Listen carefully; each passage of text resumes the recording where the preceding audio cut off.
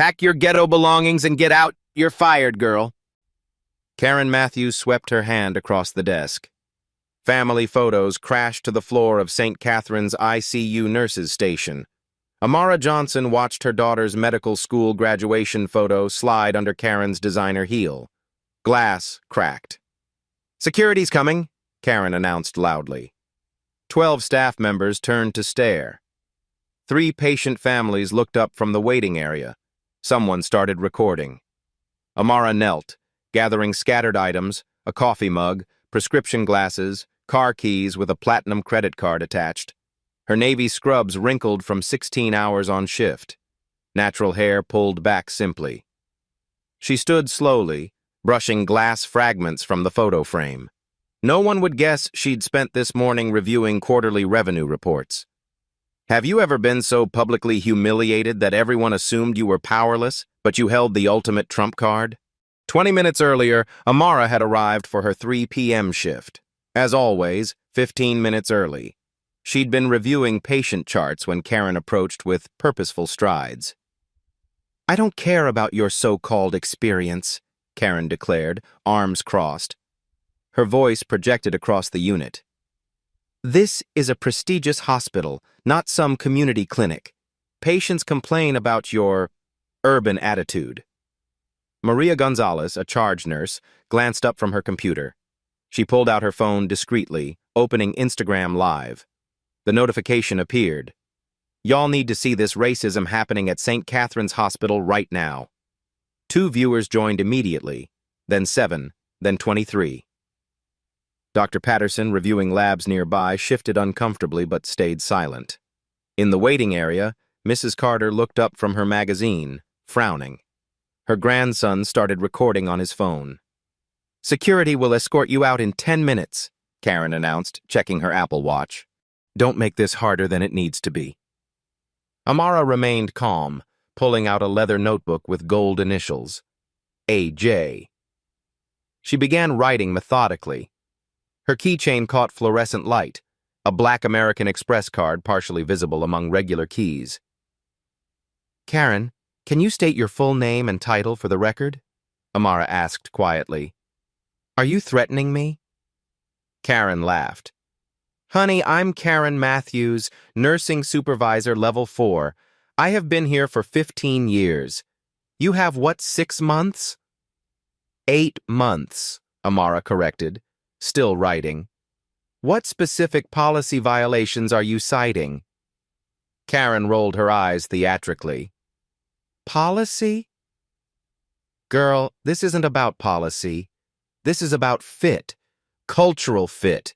You people always make everything about rules and lawyers."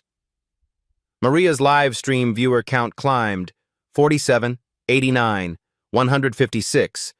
Comments flooded in. "This is 2024. Sue them.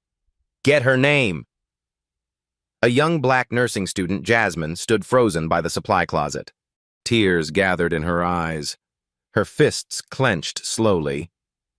"And don't think about applying anywhere else in this city," Karen continued, her voice dripping with satisfaction. "I have connections. Your career in prestigious healthcare is over."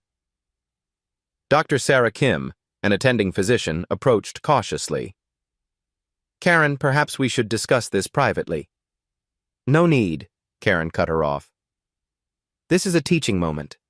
Standards matter here." Amara looked up from her notebook. "Have you consulted with the board of directors about this decision?" Karen laughed, a sharp, dismissive sound. "Board of directors? Honey, they don't care about your little feelings. I am the authority here. I decide who stays and who goes." 8 minutes left. Maria's phone showed 312 viewers and climbing. The hospital's main phone began ringing constantly. Janet Webb, assistant administrator, hurried toward the commotion, looking confused. "What's happening here?" Janet asked breathlessly. "Handling a personnel issue," Karen replied smoothly. "Nothing you need to worry about." Janet's brow furrowed. She didn't remember any termination discussions. Amara continued taking notes, her pen moving steadily across expensive paper. Her phone, the latest iPhone in custom leather buzzed with notifications she ignored. First-class airline tickets peeked from her purse. Chicago Medical Conference, premium class, a Johnson. 6 minutes, Karen announced triumphantly. Luis Martinez, one of the security guards approaching reluctantly, squinted at Amara. Something familiar nagged at him, but he couldn't place it. "Ma'am," he said gently, "I'm sorry, but we need you to collect your things." His partner Mike looked equally uncomfortable. Neither had been given details, just told to escort someone out. The waiting area had gone quiet. 4 families now watched the scene unfold. Phones recorded from multiple angles. Mrs. Carter whispered to her grandson in Mandarin, shaking her head disapprovingly. Dr. Patterson finally spoke. "Karen, maybe we should wait for HR." "HR works for me," Karen snapped. "They'll rubber stamp whatever I decide." Amara stood slowly, notebook still in hand. She walked to her locker, entering the combination with steady fingers. Inside, a Harvard Medical School diploma in a protective sleeve, business cards, and what appeared to be legal documents. She slipped the diploma into her purse alongside the airline tickets. 4 minutes, Karen called out, addressing her audience more than Amara. "Let this be a lesson. Standards matter here. This is what happens when affirmative action places people where they don't belong." The words hung in the air like poison. Maria's live stream exploded. 1,247 viewers. Number sign St. Catherine's racism began trending locally. The hospital's social media notifications went wild. Jasmine, the nursing student, found her voice. "This isn't right." "Excuse me?" Karen whirled around. "I said this isn't right." She's one of the best nurses here. Everyone knows that. "Well, everyone doesn't make hiring decisions," Karen retorted. "And neither do students. Remember that when you apply for jobs. 2 minutes left." Amara closed her locker quietly. She turned to face the crowd staff, patients' families, security guards, all watching. Some with phones, others with troubled expressions. Karen checked her watch again, savoring the moment.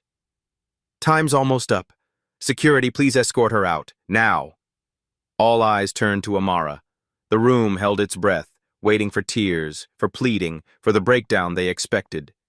Instead, Amara smiled slightly and walked toward the main corridor. But she didn't head for the exit. She walked to the hospital's information board. "Where are you going?" Karen demanded, her voice sharp with irritation. "The exit is the other way." Amara didn't respond. She approached the locked display case marked Hospital Administration and reached into her keychain. Among the regular keys was a small, distinctive one that glinted under the hallway lights. "Hey!" Karen started after her. "You can't just—" The key slid smoothly into the lock. The case opened with a soft click. Maria's live stream count hit 1,847. Comments poured in faster than she could read. "What's she doing? Is that legal? She has a key?" Dr. Kim stepped closer, confusion evident on her face. Janet Webb pulled out her phone, frantically scrolling through emails and memos. Had she missed something? Luis, the security guard, felt that nagging recognition intensified. Where had he seen this woman before? Not here at the hospital, somewhere important, somewhere that mattered. Amara opened the administration folder inside the case. Her movements were deliberate, unhurried. She removed a professional headshot from her purse, not a hospital ID photo, but something that belonged in corporate boardrooms. "Stop her!"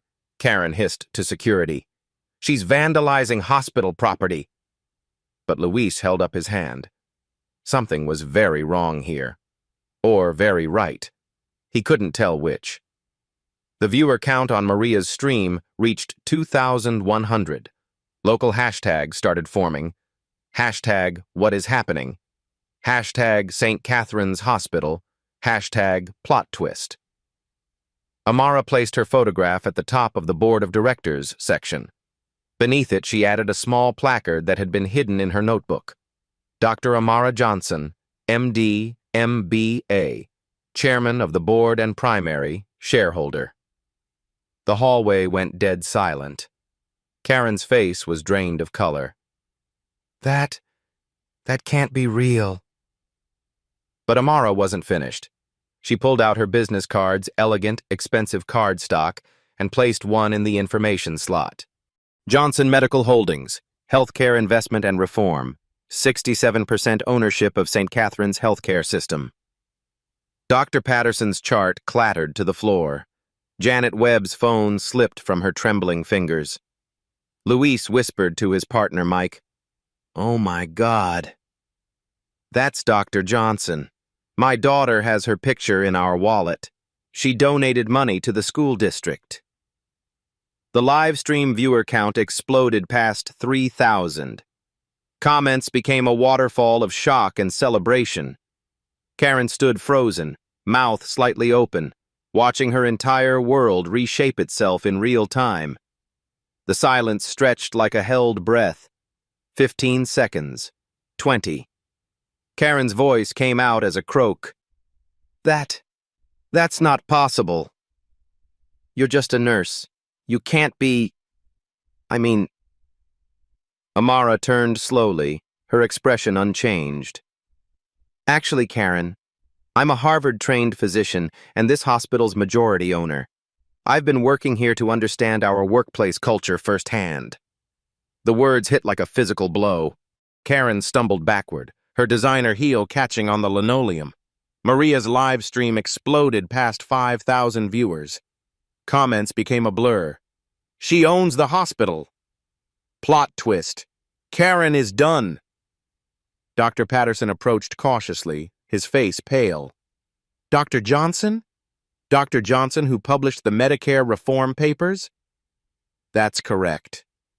Amara's voice remained steady. Janet Webb finally found her voice. But your employee file says exactly what I wanted it to say."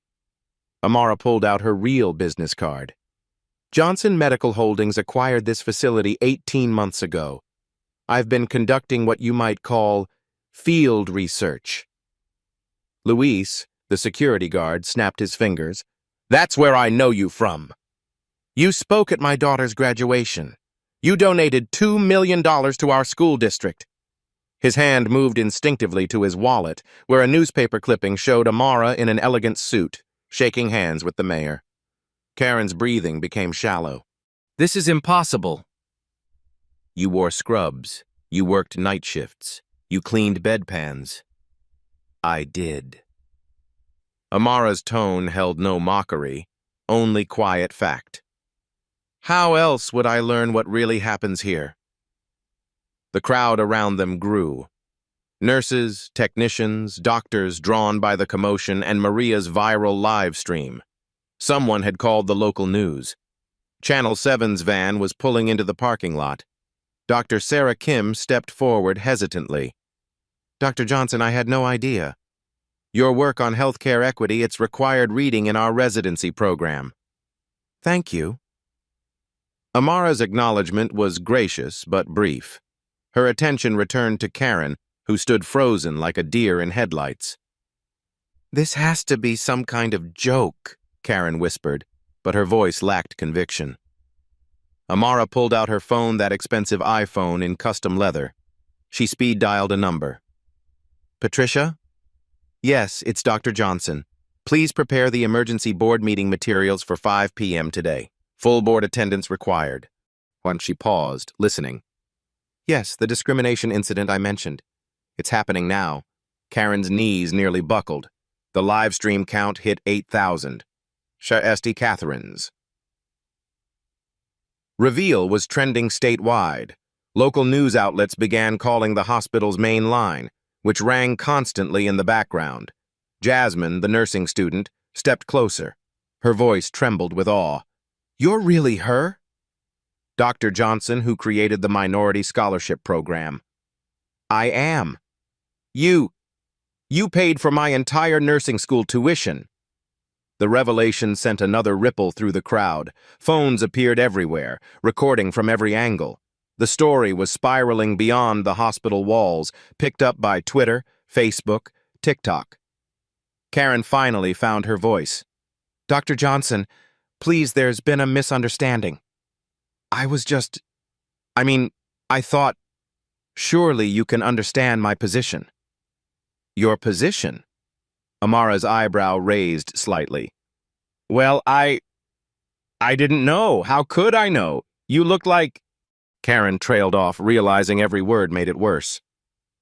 "Like what, Karen?" The question hung in the air. Karen's mouth opened and closed soundlessly. Dr. Patterson broke the uncomfortable silence. "Dr. Johnson, I owe you an apology. I should have spoken up earlier."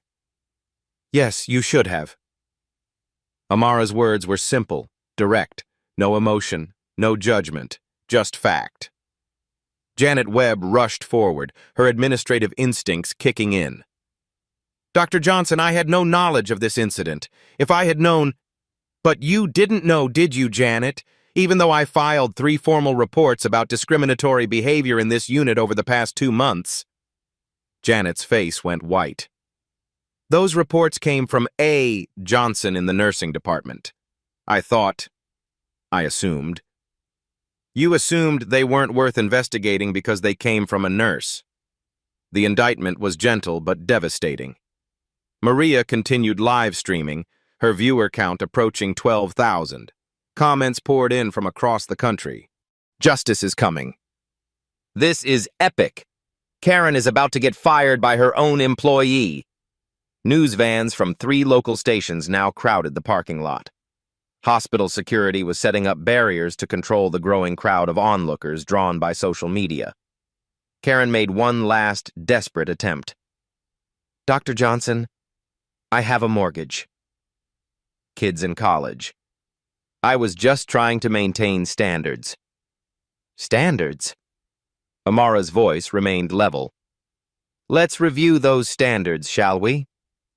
I graduated summa cum laude from Harvard Medical School, completed my residency at Johns Hopkins, published 23 peer-reviewed papers on healthcare reform, led quality improvement initiatives in 4 states. Each credential landed like a hammer blow. What standards exactly did I fail to meet?" Karen had no answer. The crowd pressed closer. Phones captured every moment. The story had taken on a life of its own, spreading across social media platforms faster than the hospital's crisis management team could respond. Luis stepped closer to his partner, Mike. "Man, we're about to witness something historic." Mike nodded grimly. "Yeah, someone's about to lose everything." Amara glanced at her phone. "Karen, the emergency board meeting convenes in conference room A at 5 p.m. That's 1 hour from now." She looked around at the assembled crowd staff members, patients' families, security guards, all watching with rapt attention. "I believe everyone deserves to see how this resolves." The live stream hit 15,000 viewers. Karen Matthews realized her career wasn't just ending. It was imploding in real time, broadcast to thousands of people. And there was still an hour left before the board meeting. Dr. Kim pulled out her own phone, frantically Googling Dr. Amara Johnson Medical Holdings. Her eyes widened as results populated. Forbes articles, Harvard Business Review features, medical journal publications. The woman standing in scrubs before them was a healthcare industry powerhouse. "Dr. Johnson," she said quietly, "your paper on reducing hospital readmission rates, we implemented your protocols here last year. They saved us over $3 million. "I know," Amara replied simply. "I reviewed the quarterly reports." Another wave of realization swept through the crowd. She hadn't just been working among them, she'd been evaluating everything. Karen's supervisor facade crumbled completely. Her voice became pleading. "Please, Dr. Johnson. I have 15 years of service here. 15 years. I was just following protocols." "Which protocols?" Amara opened her leather notebook. Section 4.2 of our employee handbook, which I authored, prohibits discriminatory language in the workplace. Section 7.1 requires documentation before any disciplinary action. Section 12.3 mandates HR consultation for terminations. She read directly from her notes. You violated all three, Karen, in front of witnesses, on live stream, while using racial language. The legal implications hit everyone simultaneously. This wasn't just workplace drama anymore. This was a discrimination lawsuit waiting to happen, documented by thousands of viewers. Maria's phone showed 18,500 viewers. Comments scrolled too fast to read, but the sentiment was clear. Justice was about to be served. A new commotion stirred near the hospital entrance. Through the glass doors, they could see reporters setting up cameras. The story had leaked beyond social media. Mainstream news was arriving. Hospital CEO Richard Brennan burst through the crowd, still in his golf clothes. Someone had clearly called him off the course. He spotted Amara and stopped short. Dr. Johnson. His greeting held a mixture of respect and barely concealed panic. I came as soon as I heard. Richard. Amara's acknowledgement was cool. Perfect timing. You'll want to be present for the board discussion. Brennan's eyes darted to Karen, then to the phones recording everything, then to the news crews visible outside. His career was potentially on the line, too. Perhaps we should move this to a private conference room, he suggested weakly. Why? Amara's question was innocent. Karen felt comfortable conducting her business publicly. I see no reason for privacy now. The crowd murmured appreciation. Justice delivered in daylight, not hidden behind closed doors. Dr. Patterson approached Amara cautiously. Dr. Johnson, I want you to know that not everyone here shares Karen's perspective. I'm aware, Amara said. That's why I spent 8 months observing. I know exactly who shares what perspectives. The statement sent a chill through several staff members. How many others had she been watching, evaluating, taking notes on? Karen made one final attempt at damage control. Dr. Johnson, surely we can resolve this professionally. I'm willing to apologize publicly. Take sensitivity training. Whatever you think is appropriate. Amara studied her for a long moment. The crowd waited. Karen, do you know what our hospital's patient satisfaction scores were when I acquired it? The sudden topic change caught everyone off guard. No. 67%. Industry bottom quartile. Do you know what they are now? Karen shook her head. 91%. Top 5% nationally. Do you know the single biggest factor in that improvement? Silence. Staff diversity and cultural competency. The very things you just told 15,000 live stream viewers don't matter in prestigious healthcare. The business case was devastating. Karen hadn't just been discriminatory, she'd been actively working against the hospital's success. News crews were now setting up just outside the main entrance. The story had officially gone viral. #HospitalOwnerReveal was trending nationally. Amara checked her watch. 57 minutes until the board meeting. Karen, I suggest you use that time wisely. The next 50 minutes passed like a slow-motion disaster for Karen. News crews interviewed hospital staff in the parking lot. Maria's live stream had been picked up by major news outlets. The #Justice at St. Catherine's was trending across 3 platforms, but Amara wasn't finished revealing her cards. At 4:55 p.m., she walked calmly to Conference Room A. The boardroom's glass walls had been covered for privacy, but the main corridor buzzed with anticipation. Staff members lingered, finding excuses to work nearby. Karen sat in the hallway on a bench, her designer blazer wrinkled, makeup smudged. She'd spent the hour making frantic phone calls to attorneys, friends, anyone who might help. None had. CEO Brennan emerged from his office, straightening his hastily changed suit. He'd been on emergency calls with the hospital's board members, legal team, and PR firm, R. The damage was spreading faster than they could contain it. Dr. Johnson, he approached tentatively. The board is assembled. All 7 members are present, either in person or via video conference. Excellent. Amara held a thick folder now documents that hadn't been in her nurse's locker. The conference room door opened. Through the brief gap, Karen glimpsed a mahogany table surrounded by well-dressed individuals she recognized from hospital promotional materials. Board members, people whose decisions shaped her career, people who apparently worked for the woman she'd just tried to fire. Dr. Patricia Williams, Chief of Internal Medicine, was the first to speak when Amara entered. Dr. Johnson, we came as soon as we received your call. I've reviewed the incident documentation you sent. Thank you, Patricia. Amara took her seat at the head of the table, a chair Karen now realized had always been hers. Through the conference room's video screen, 3 board members joined remotely. Dr. Marcus Thompson from Seattle, Attorney Sarah Carter from the legal firm, and CFO David Rodriguez from their Chicago office. Before we address today's specific incident, Amara began, opening her folder, I want to review why we implemented our undercover assessment program. She clicked a remote.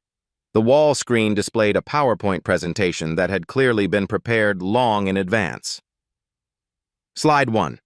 Patient satisfaction scores by demographic. Notice the significant disparity in satisfaction ratings between white patients and patients of color.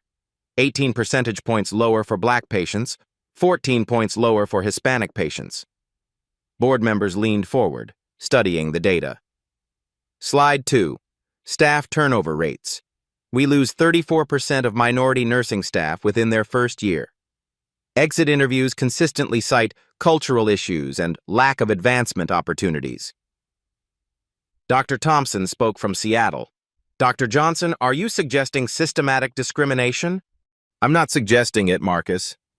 I'm documenting it. The next slide showed an organizational chart. Slide 3.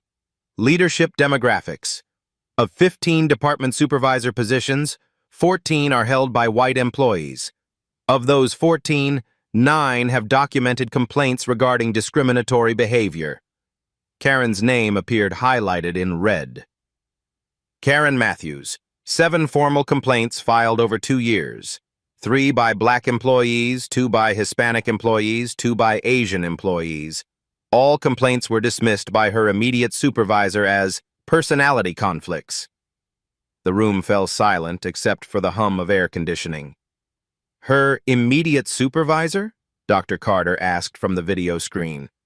Assistant Administrator Janet Webb, who admittedly never investigated the reports because they came from nursing staff. The legal implications were staggering. Systematic discrimination, pattern of behavior, documented complaints ignored by administration. CFO Rodriguez pulled up numbers on his tablet.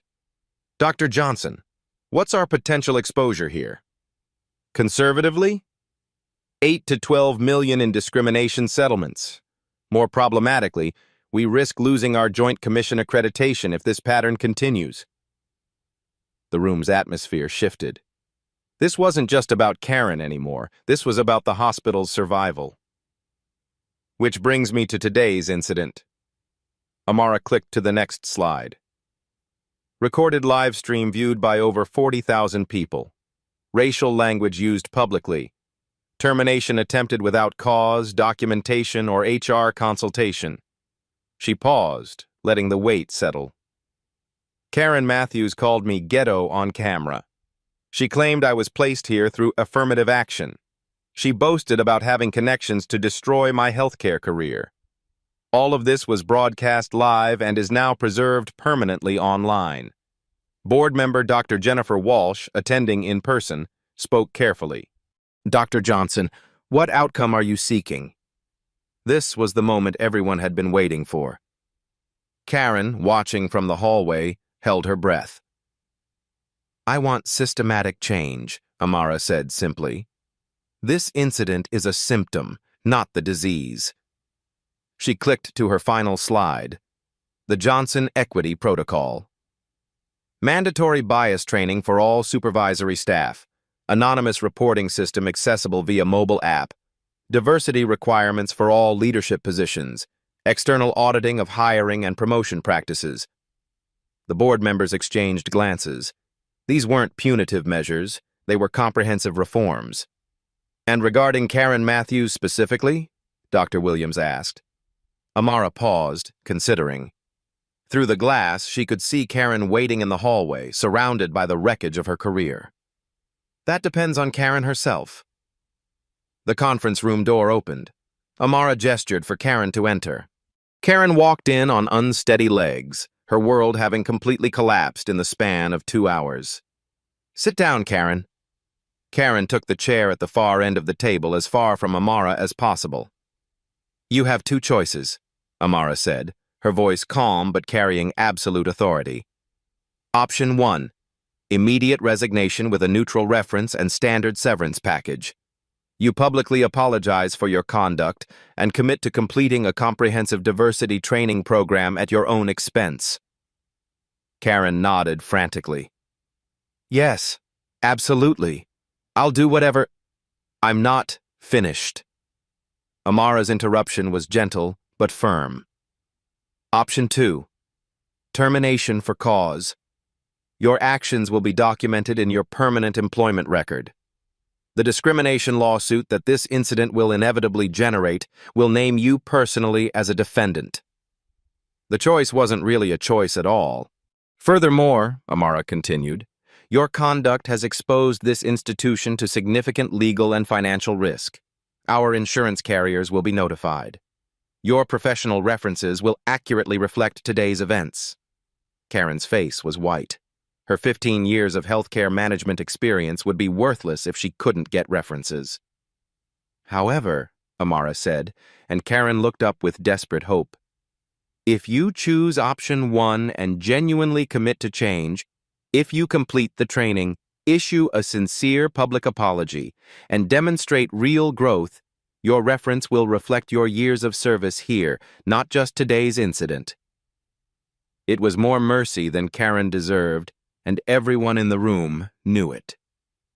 Dr. Johnson, Karen's voice was barely a whisper. I chose option 1. I'm sorry. I'm so very sorry. But Amara held up one finger. There was still more. There's something else you should know, Karen. The room held its breath. The reason I could afford to buy this hospital?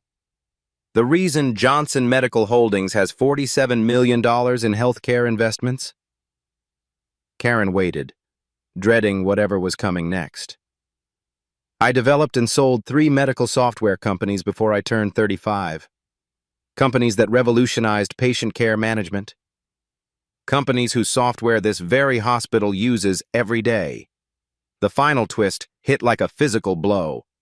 Not only was Karen's victim the owner of the hospital, she was one of the most successful healthcare entrepreneurs in the country. Your ghetto colleague, Karen, has generated more value for American healthcare than most people could in 10 lifetimes. Karen buried her face in her hands and began to cry. The boardroom fell silent except for Karen's quiet sobbing. Even the remote participants seemed uncomfortable, their video windows showing awkward expressions. Dr. Williams was the first to speak. Dr. Johnson, your software suite Metaflow Pro, we implemented it system-wide last year. It reduced our documentation time by 40%. I'm aware. Amara's tone remained neutral. I've been reviewing implementation reports during my time here. User adoption has been excellent, though I noticed some staff resistance in certain departments. She didn't need to specify which departments. Everyone understood. CFO Rodriguez leaned forward. Dr. Johnson, for context, your software companies generated how much revenue before acquisition? Patient Core sold to IBM for $87 million. Mediflow was acquired by Epic Systems for $123 million. CareSync went public and is currently valued at $400 million. The numbers hung in the air like indictments. Karen had dismissed a woman whose innovations touched millions of patients daily. Board member Dr. Walsh cleared her throat. Karen, did you research Dr. Johnson's background before today's incident? Karen looked up, mascara streaking her cheeks. No. She worked nights.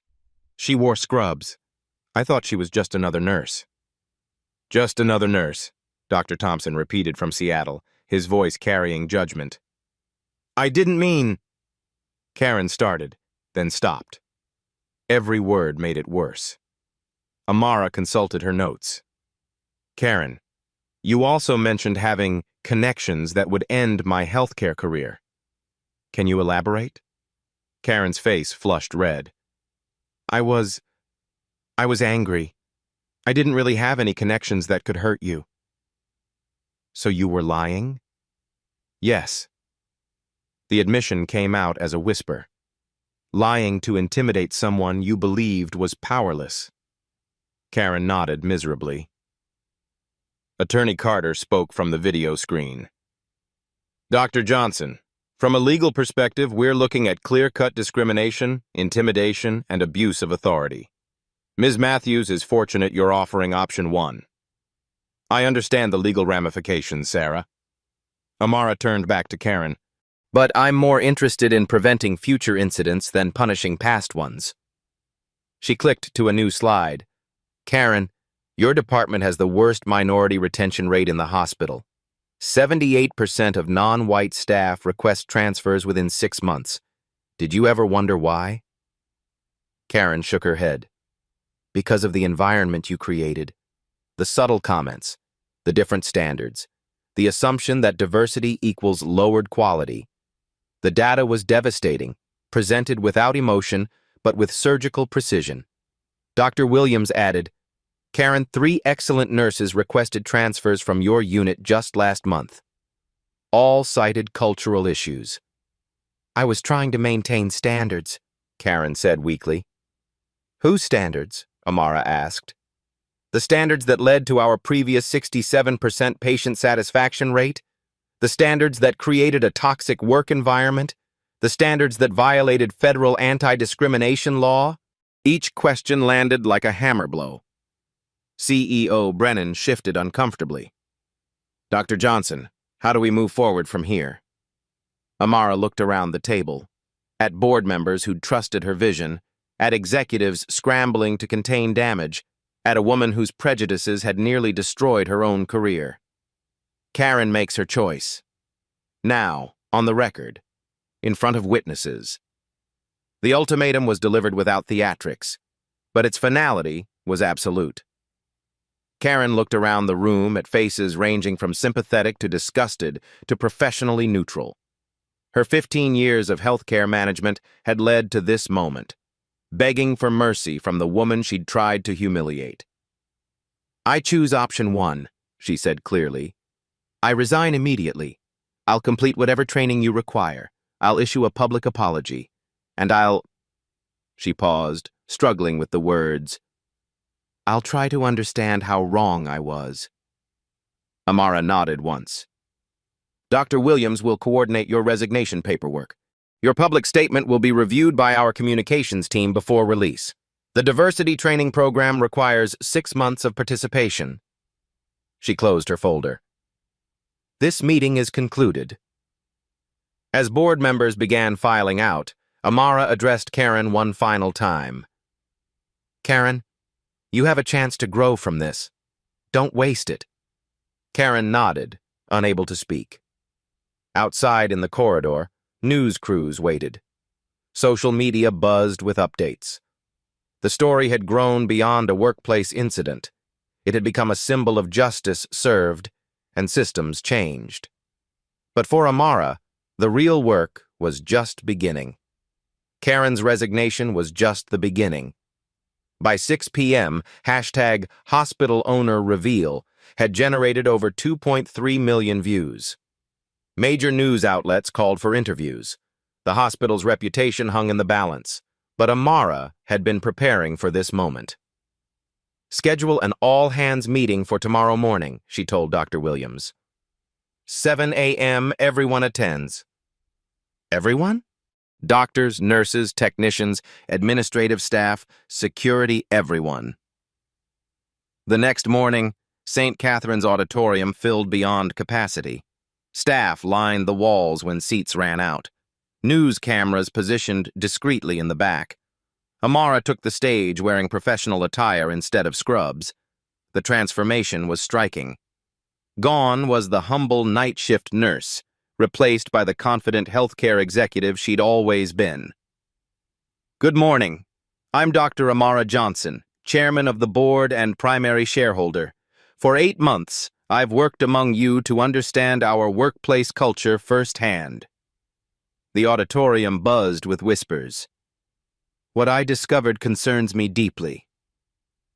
We have systemic problems beyond any single individual. Yesterday's incident was a symptom, not the cause.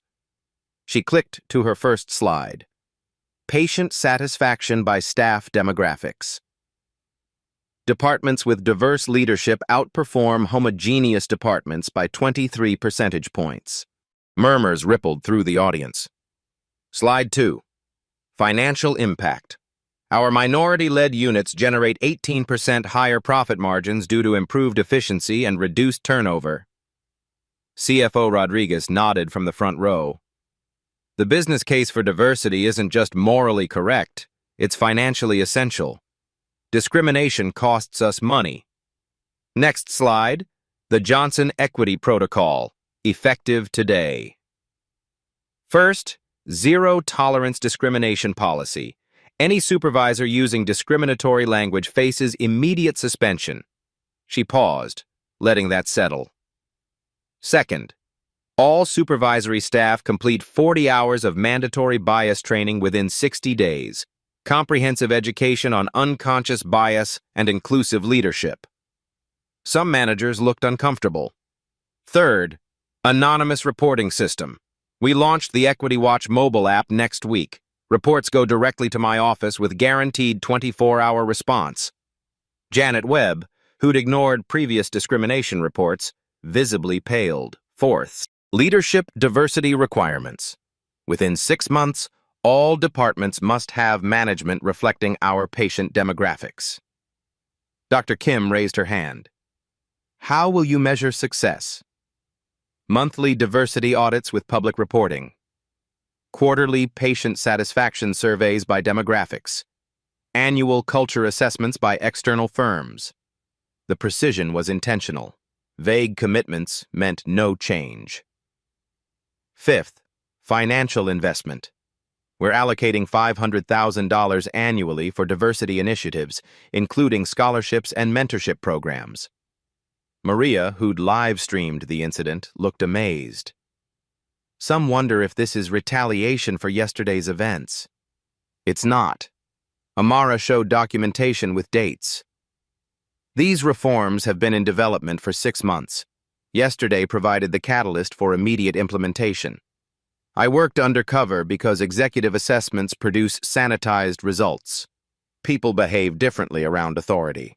I needed unfiltered truth. Dr. Thompson spoke from the video screen.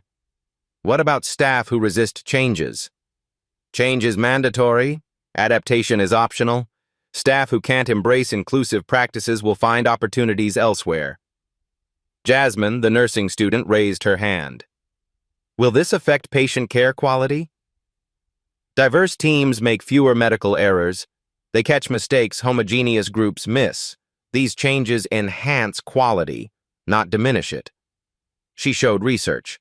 Studies from Johns Hopkins, Mayo Clinic, and Harvard Medical show correlation between staff diversity and patient safety. Implementation starts Monday. Equity Watch launches Tuesday. Training schedules distributed Wednesday. Diversity audits begin Thursday. The rapid timeline prevented resistance from organizing. Dr. Williams stood. What support will management receive? Each department head gets a dedicated diversity consultant for 90 days. We're partnering with Harvard Business School's Inclusion Institute. Luis, the security guard, spoke up. What about hourly workers? Everyone gets training. Cultural competency isn't just for management. Final point, accountability. I'll conduct monthly unannounced walkabouts to observe our culture. The undercover assessment wasn't one time, it's ongoing. The message was clear. Oversight would be constant. This hospital can model healthcare equity nationwide. We have resources, talent, and commitment. The question is whether we have courage. She closed her presentation. Department heads remain for implementation planning. Everyone else, thank you. As staff filed out, conversations buzzed with excitement and concern. The 15 department heads who remained represented the hospital's leadership backbone. Amara studied their faces, apprehension mixed with determination. "Let's be direct," she began. "Some of you supported discriminatory practices through silence. Others actively participated. A few tried to intervene but lacked authority. The room was uncomfortable, but honesty was necessary. Dr. Kim spoke first. "I should have said something during Karen's incident. I was concerned about overstepping. Boundaries that allowed discrimination to flourish," Amara replied without malice. "That changes now. Every leader has authority to intervene." She distributed thick folders. "Your implementation packages contain department-specific action plans. Review them tonight." Janet Webb raised her hand. "How do we handle staff claiming changes are too fast?" "Change is uncomfortable, but maintaining the status quo was devastating our culture and costing millions in turnover. Fast implementation prevents organized resistance." She showed financial projections. Conservative estimates show these reforms will save $4 million annually in reduced turnover, improved efficiency, and enhanced patient satisfaction. Furthermore, our insurance premiums will decrease significantly once we demonstrate systematic bias prevention. CFO. Rodriguez nodded approvingly. Dr. Carter looked worried. 40 hours training in 60 days seems ambitious. We're hiring temporary supervisors for coverage during training. No department will be understaffed. Tom Bradley asked about the Equity Watch app. How do we prevent misuse for petty complaints? Built-in filtering reviews all reports. Frivolous complaints are flagged automatically. Serious issues get immediate escalation. Resistance is expected and manageable, Amara said. Document it, address through training, escalate persistent cases to HR. We're changing culture, not personalities. She leaned forward. I spent 8 months watching dedicated professionals tolerate intolerable behavior because they felt powerless. That ends now. Dr. Williams asked, what if these reforms don't work? Amara smiled slightly. Failure isn't an option. We have data, resources, executive commitment, and public accountability. The meeting concluded with clear assignments and expectations. As managers filed out, Amara remained behind, reviewing notes. The transformation she'd envisioned was beginning. Her phone buzzed with updates. The viral video had evolved beyond discrimination. It was becoming a case study in corporate accountability. 3 other hospital systems had called requesting consultation. Universities were incorporating the incident into healthcare management curricula. But Amara knew the real test lay ahead. Announcing reforms was straightforward. Sustaining them required vigilance and unwavering commitment. She thought about Karen, who'd submitted her resignation that morning. The woman's career had imploded in 48 hours, but she'd been given redemption through training. Dr. Williams returned. Staff reactions are mostly positive. Some are concerned about speed, but overall enthusiasm is high. Expected, Amara replied. Enthusiasm is easy. Consistency is harder. We'll see true commitment when cameras leave and novelty wears off. The board wants a progress report in 30 days. They'll have detailed metrics. Numbers don't lie about cultural change. Patricia asked, why did you choose nursing for undercover work? Amara considered. Nurses are the hospital's backbone. They interact with every department, every hierarchy level, every patient type. If you want to understand healthcare culture, you study nursing culture. And Karen? Karen was inevitable. Systems that tolerate discrimination always produce Karens. Our job isn't preventing individual bias, It's creating structures that make discriminatory behavior impossible to sustain. CNN called requesting an interview. Amara declined. Not yet. Let reforms prove themselves first. Success speaks louder than interviews. Tomorrow would bring implementation challenges and resistance. But for the first time in 8 months, she felt optimistic about St. Catherine's future. The viral humiliation had become the catalyst for industry-leading reform. 3 months later, the changes at St. Catherine's Hospital were undeniable. Karen Matthews had completed her diversity training program in Chicago and issued a public apology that garnered 1.2 million views. Her statement was genuine, vulnerable, and transformative, not just for her, but for viewers who recognized their own biases in her words. "I thought I was maintaining standards," she said directly to the camera. "Instead, I was maintaining barriers." Dr. Johnson taught me the difference between excellence and exclusion. The hospital's transformation was measurable in hard data. Patient satisfaction scores had climbed from 91% to 96% now, ranking in the top 1% nationally. The improvement was most dramatic among patients of color, whose satisfaction ratings increased by 34 percentage points. Staff turnover among minority employees dropped from 34% to 8%. Exit interviews, when they occurred, cited career advancement opportunities rather than cultural issues. The Equity Watch app had processed 127 reports in its first quarter. 83 were resolved at the department level through coaching and additional training.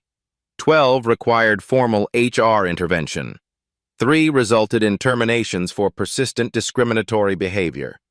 Most importantly, 39 reports were compliments staff members, recognizing colleagues who demonstrated exceptional inclusive behavior.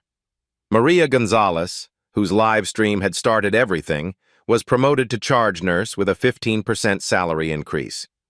She'd also started a healthcare advocacy blog that attracted 50,000 monthly readers. "Dr. Johnson didn't just change our hospital," she wrote in her latest post. "She showed us how one person with courage can transform an entire system."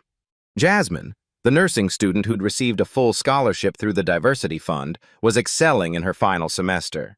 She'd been accepted to 3 graduate programs and planned to specialize in healthcare equity research. Luis Martinez, the security guard who'd recognized Amara, had a different kind of success story. His daughter received a full scholarship to medical school through the Johnson Medical Holdings Educational Foundation. "Dr. Johnson remembered our conversation," he told anyone who'd listen. "She kept her word about supporting our kids' dreams." The ripple effects extended beyond St. Catherine's walls. 47 hospitals across 12 states had implemented modified versions of the Johnson Equity Protocol. Medical schools were incorporating bias recognition training into their standard curricula. Healthcare management programs used the St. Catherine's case study as required coursework. Dr. Amara Johnson had been invited to speak at the National Healthcare Leadership Conference, where her presentation on undercover leadership assessment received a standing ovation. But the real validation came from unexpected sources. Dr. Patterson, the physician who'd remained silent during Karen's discriminatory tirade, approached Amara after a staff meeting 6 weeks into the reforms. "Dr. Johnson, I owe you an apology and a thank you." "Explain." "I was raised to avoid confrontation, especially about race. I told myself that staying quiet was professional neutrality. Your reforms forced me to examine that cowardice." He paused, gathering courage to continue. "Last week, I witnessed Dr. Carter making inappropriate comments about a black resident's competence. Instead of staying silent, I intervened immediately and reported it through Equity Watch." "How did that feel?" "Terrifying at first, then empowering. I realized that silence wasn't neutral, it was complicit." Dr. Carter had been required to complete additional bias training and was now one of the program's strongest advocates, crediting the intervention with preventing a career-damaging pattern of behavior.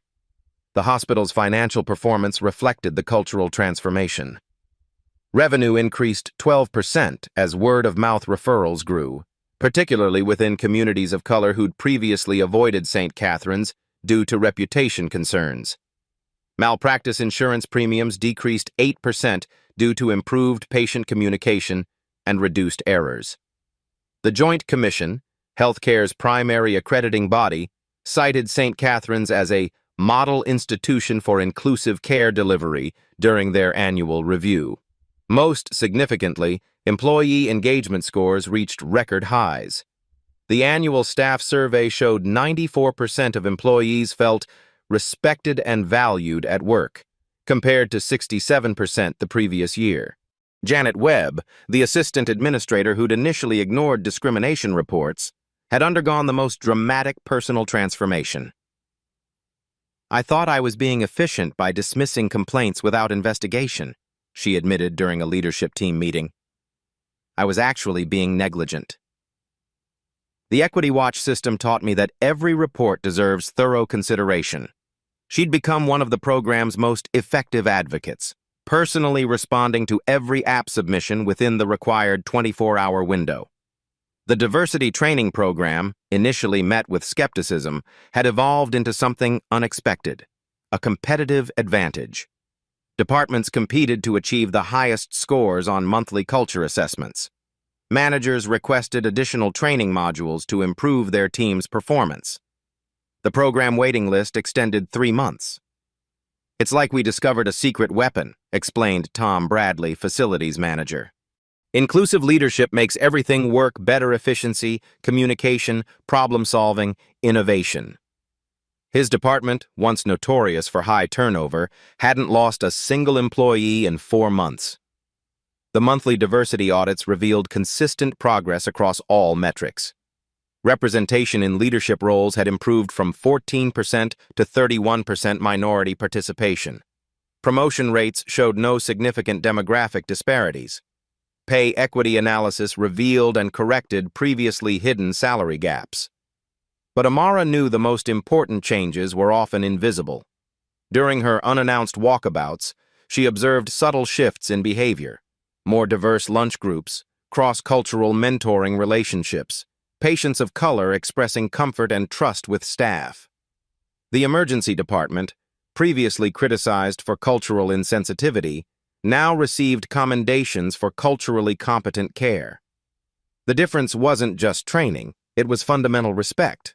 Dr. Sarah Kim had been promoted to Chief of Staff, becoming the first Asian American woman to hold the position.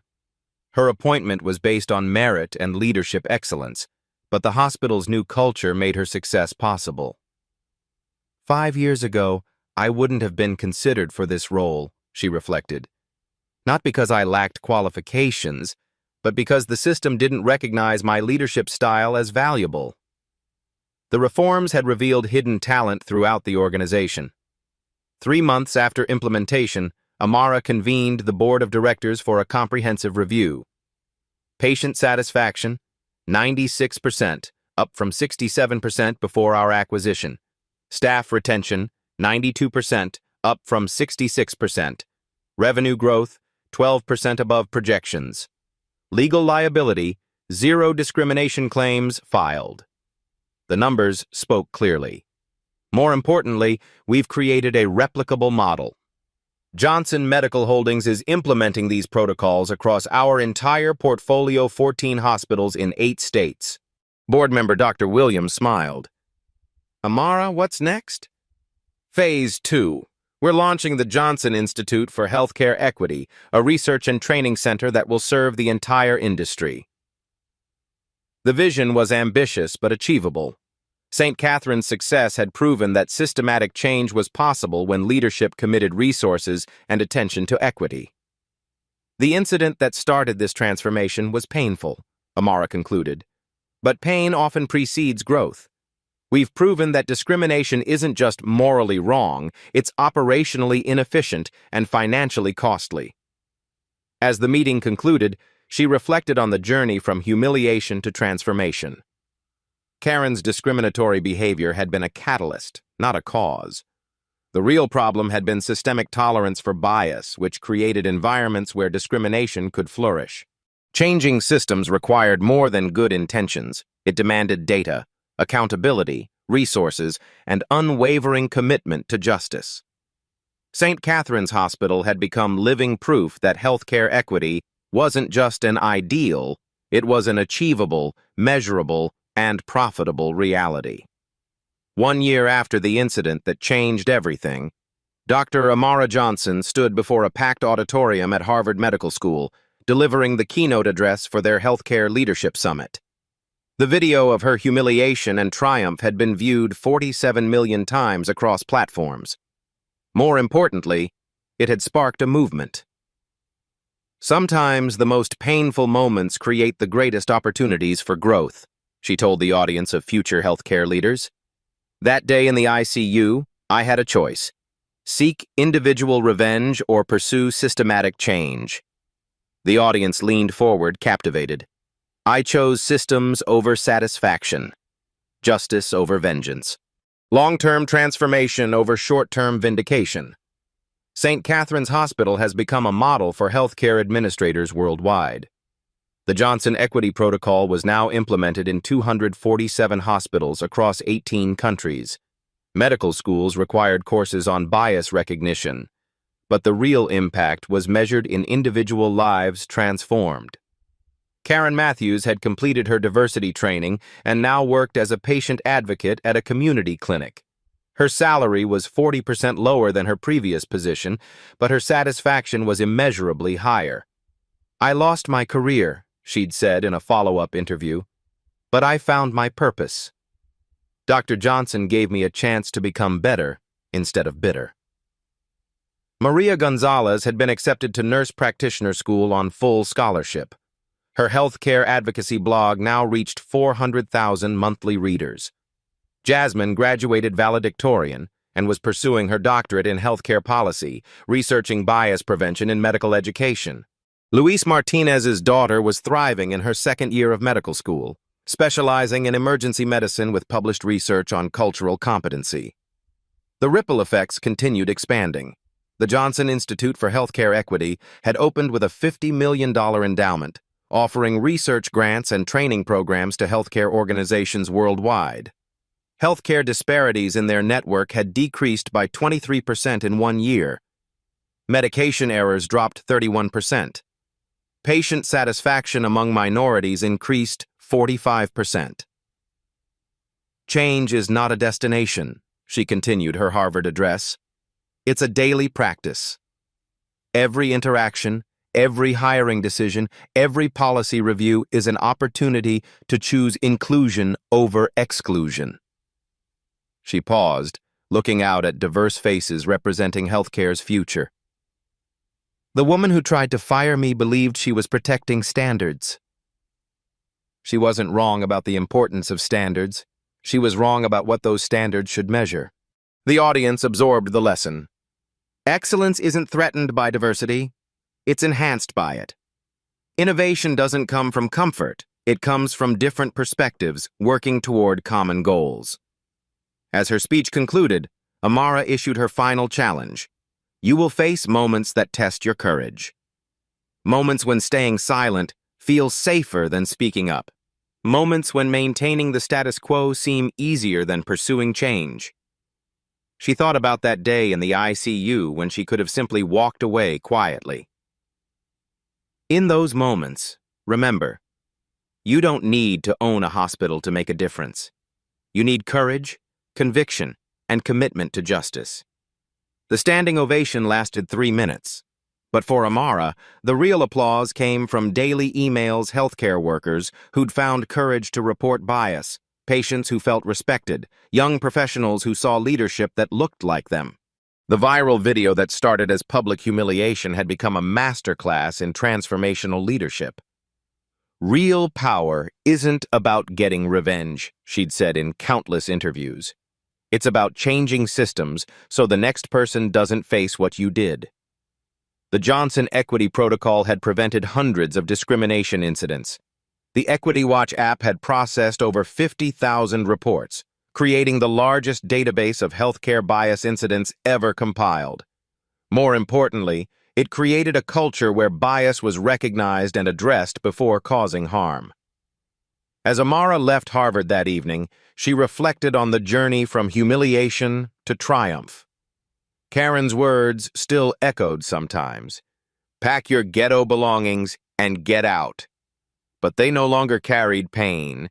They carried purpose.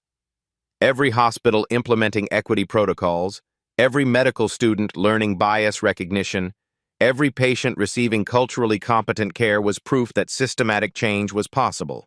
The video continued circulating, but its message had evolved. It wasn't just about one woman's triumph. It was about what becomes possible when leaders have both power and principle. Your turn to create change. Have you witnessed workplace discrimination? Share your story in the comments below. Every voice matters in building understanding and accountability. What barriers are you breaking in your industry?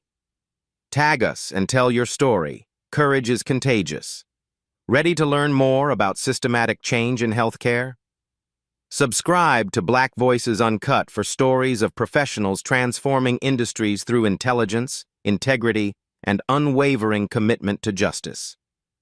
3 things you can do today. Document bias when you see it. Support minority-owned businesses in your field. Demand diversity metrics from your workplace leadership. Remember, change starts with courage, and courage multiplies when we stand together. The question isn't whether you have power. It's whether you'll use whatever power you have to create the world you want to see. What will your legacy be? At Black Voices Uncut, we don't polish away the pain or water down the message. We tell it like it is because the truth deserves nothing less. If today's story spoke to you, click like, join the conversation in the comments, and subscribe so you'll be here for the next Uncut Voice.